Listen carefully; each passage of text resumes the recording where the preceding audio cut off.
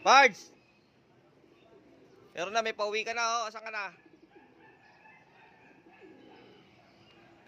Tawagin ko na si June Skyline. Meron ka na pauwi. Ayun, oh. Black Jacquard. Dali, ayun, oh. Ito, Black Jacquard, oh. Hingal na hingal, oh. O, yan. Okay na siya. Pasok, pasok, pasok. Pasok, pasok. Ayun, hindi na hiningal. Papasok na, oh. Pasok. Ayun, oh, Black Jacquard, oh. Oh, dali. Ayan. Ikaw lang inaantay. Ayaw pumasok sa akin, eh. Hindi ako kilala, eh. Ayun siya. Ayan si June. Ayan si Pards. So, naabangan niya na. Pasukin niya ng ibon niya. Ano nga uling ano? Bitaw niyan?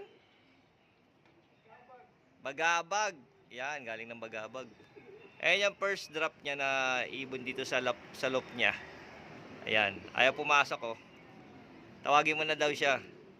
Ayun, sineset up pa lang pala yung kanyang iglap. Ngayon pala siset up yung ano? Iklak niya. Ngayon pa lang isi-set up, oh, di ba? Ang ganda, di ba? Yan yung sinasabi na dumating na yung ibon, yung iklak, isasaksak pa lang. Eh na, bababa na siya, oh.